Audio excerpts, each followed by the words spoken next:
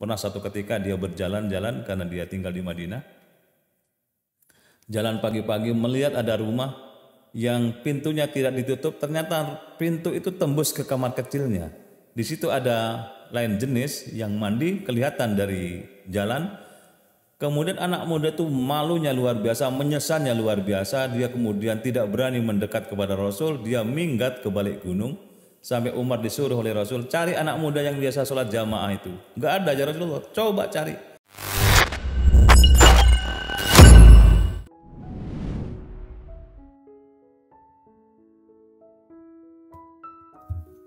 Assalamualaikum warahmatullahi wabarakatuh.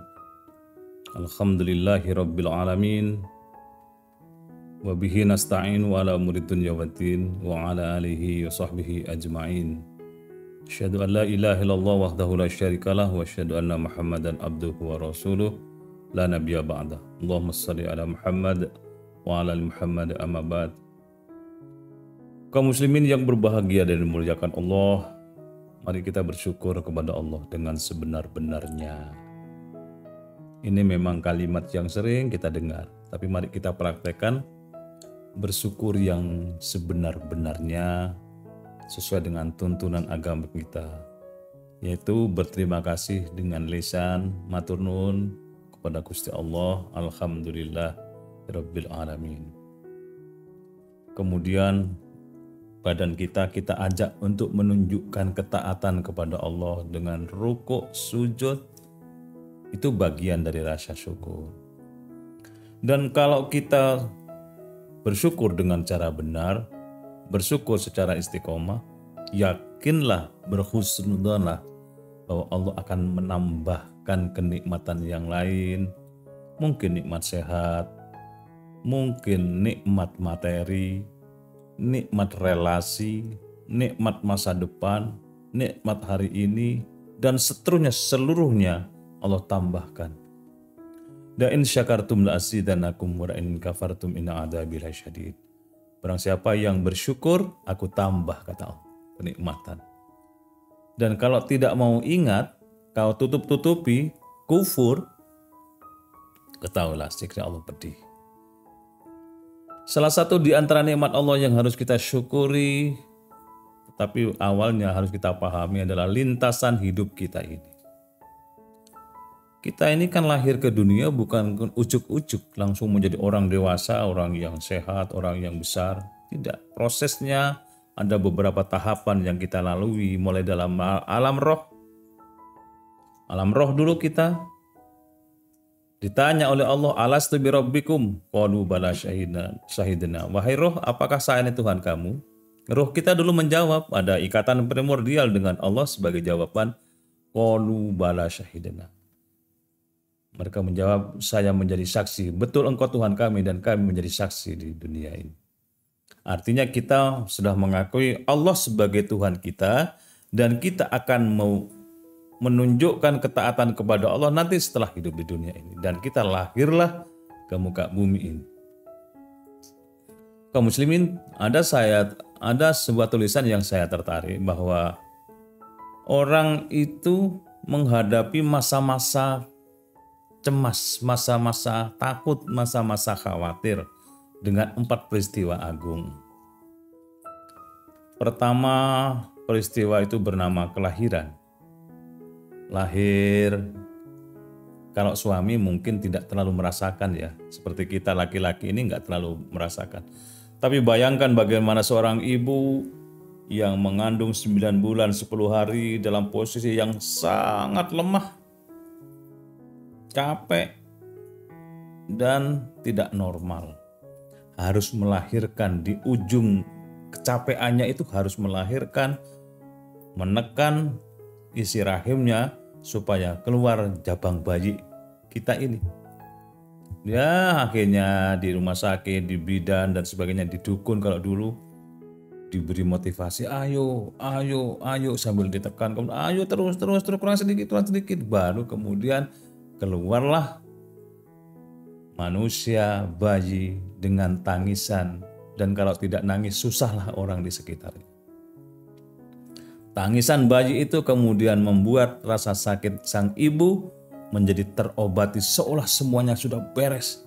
Anak saya lahir, anak saya hidup, anak saya sehat insya Allah. Itulah ibu. Dan melahirkan itu dihadapi dengan kecemasan yang sangat tinggi karena taruhannya hidup dan mati. Kalau tidak hidup, mati, tidak hidup, mati. Banyak korban, kaum ibu harus menelan pil pahit bernama kematian. Kadang anaknya hidup, ibunya mati. Anaknya mati, ibunya mati. Kadang anaknya mati, ibunya hidup. Berbagai spekulasi kelahiran itu. Maka orang cemas. Nah, di situ letak bagaimana kita menghargai seorang ibu. Maka Islam mengajarkan kepada kita bahwa ibu yang hamil kemudian bayinya menendang-nendang perut ibunya itu, sakitnya itu diganti dengan pahala oleh Allah. Subhanallah. Ibu yang melahirkan dengan segala rasa sakitnya itu, dosa-dosanya diampuni oleh Allah.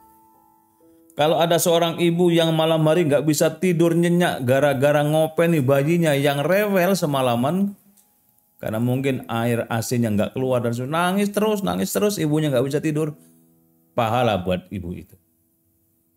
Singkat kata, ibu itu adalah segala-galanya yang Allah hargai, agama hargai dengan penghargaan yang luar biasa, dan itu tidak ada pada laki-laki. Tetapi begitu melahirkan kecemasan yang luar biasa, pasrahnya kepada Allah total. Bahkan seorang ibu yang tidak siap dengan rasa sakitnya, tolong saya dioperasi saja. Saya pernah diminta tolong untuk mendoakan, saya kira apa di sebuah klinik. Pak Rio tolong ke sini, anak saya mau melahirkan. Loh, memangnya kenapa saya bukan dokter? Bukan, ayo didoakan Pak Rio, ini lama nggak lahir-lahir. Akhirnya si anak itu begitu mendengarkan doa, kemudian dia berharap tolong saya dioperasi. Begitu orang tuanya mengatakan ayo wes dioperasi, langsung harapannya itu besar. Dia menganggap itu adalah pintu keselamatan. Kemudian dibawa ke rumah sakit, dioperasi dan lahirlah anak dengan cara sesar itu. Kecemasan pertama melahirkan. Kecemasan kedua bagi laki-laki adalah khitan. Khitan ini ya biasa sepertinya sih bagi yang tidak khitan. Tapi bagi yang khitan adalah sebuah gambaran gelap. Bagaimana ujung dari kemaluannya harus dipotong, bayangkan. Dipotong dalam keadaan sadar. Ini sekarang mungkin sudah berbeda ya. Di zaman sekarang ini sudah maju. Tapi zaman dulu yang namanya khitan itu dengan sembilu, dengan kulit bambu, dengan silet, dengan alat-alat yang belum bonafit seperti sekarang. Konon dulu dengan batu digetes gitu. Iya, kalau hanya ujung kulitnya itu yang kena. Kalau yang kena bagian yang penting itu yang menghantui perasaan orang yang akan dikhitan. Nah, kadang-kadang orang itu berani dikhitan gara-gara diledek atau diojo-ojoi oleh teman-temannya. Masa laki tidak berani khitan? Masa laki penakut? Masa kakinya muncullah keberanian itu, plus ada janji-janji nanti kalau mau dikhitan dapat kopiah loh. Kalau dikhitan dapat baju baru, kalau mau dikhitan dapat sarung, kalau dikhitan dapat sangu. Akhirnya bangkitlah semangat para lelaki kecil, berani minta kepada orang tuanya, "Ma, saya tolong dikhitan, Pak, saya dikhitan." "Loh, kok berani?" "Iya, kata teman saya tidak sakit, seperti digigit semut." Masa dikhitan seperti digigit semut? Itu kan kalimat yang hoax. Yang namanya khitan ya sakit. Nah, sekarang sudah khitan itu sudah modern, sudah dipati rasa, dibius, kemudian pakai laser, gitu aja, sudah putus. Tapi sakitnya tetap ada, cuman tidak segawat dulu. Tapi laki-laki tetap menganggap khitan adalah peristiwa yang mencemaskan. Selesai itu kemudian masuk pada peristiwa yang ketiga yang mencemaskan, namanya nikah. Laki-laki menghadapi lautan lepas kehidupan yang akan dilepas oleh orang tuanya. Kamu setelah akad nikah, saya lepas, cari hidup sendiri. Mungkin gambarannya seperti itu. Walaupun tidak ada orang tua yang tega melepas anaknya, pasti adalah pikiran-pikiran kalau tidak punya materi doanya. Orang tua tetap mengawal anaknya. Tetapi anak yang akan akad nikah itu ada perasaan cemas, apa bisa ya saya menghidupi anak orang? Wong rezeki yang saya miliki saja saya makan sendiri nggak cukup. Ini ketambahan anak orang lain yang harus saya tanggung. Kecemasan yang muncul, kecemasan demi kecemasan. Tapi kemudian orang yang punya iman, yakin bahwa setiap orang yang punya nyawa membawa rezekinya masing-masing. Sehingga suami membawa rezeki, istri membawa rezeki, gabunglah dia, dua rezeki ada pada satu rumah tangga.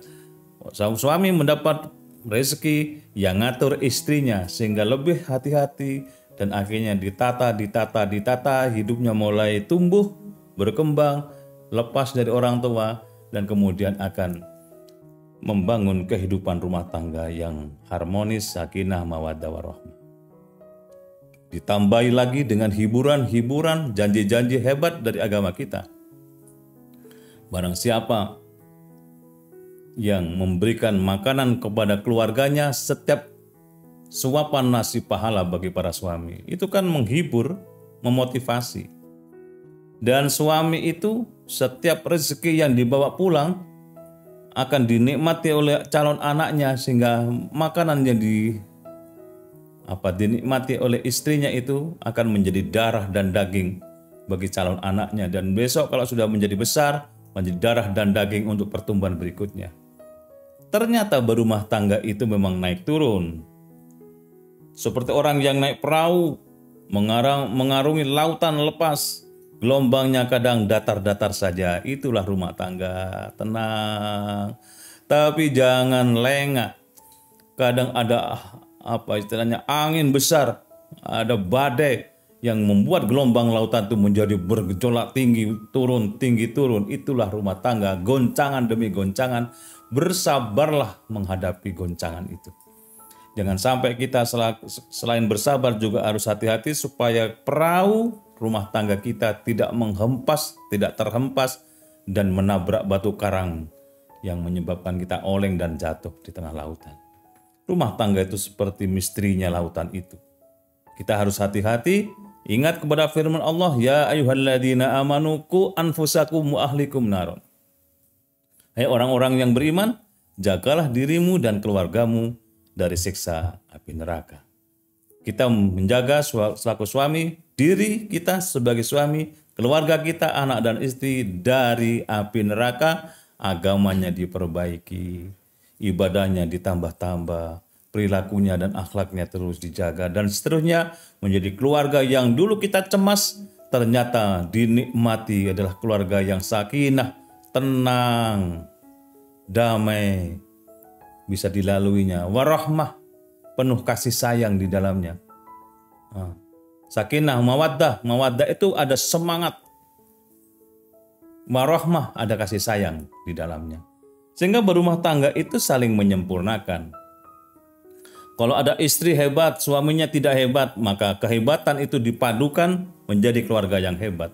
Ada suami hebat, istri tidak hebat, maka jangan sampai dihinakan. Justru suami itu menghebatkan istrinya sehingga keluarga itu menjadi keluarga yang hebat. Dan insya Allah berumah tangga bukan sekedar di dunia, tapi berumah tangga itu nanti akan terus menyambung di akhirat, di surga Allah Subhanahu wa ta'ala.